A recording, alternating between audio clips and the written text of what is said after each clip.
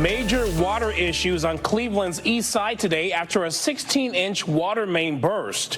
Now, the break caused a massive sinkhole, as you saw there in the footage, that swallowed a car.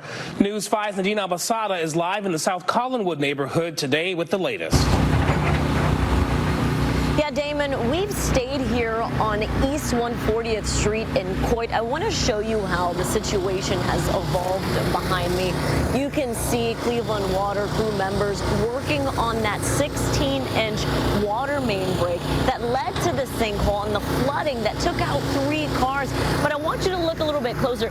Take a look at that sidewalk in the street. We're just watching as they are breaking apart this street to access that water main, and they are just taking those pieces and discarding them right here in this truck. But take a look at this video. A blue Hyundai stuck in a gaping sinkhole. There was also a white Lexus and a Dodge Challenger trapped in that flood waters. Now, residents tell us the flooding started earlier this morning, and before they knew it, cars were getting stuck. Officials say no one was injured, but the flooding and the sinkhole were caused by a 16-inch water main break. Cleveland Water sending this statement.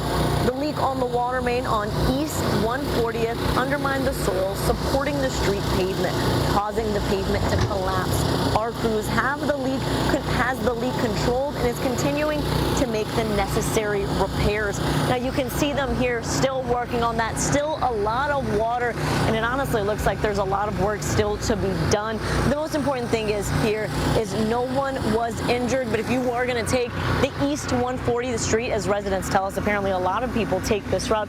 This probably isn't the best way for you to go, but come back to us at 5. We're going to hear more from the residents who are just shocked about this. One of them even said that the street was recently worked on, and this is something they never expected. But guys, truly a jarring sight out here. But we're going to stay on top of it and figure out why that hole came to be today. Back to y'all in the studio.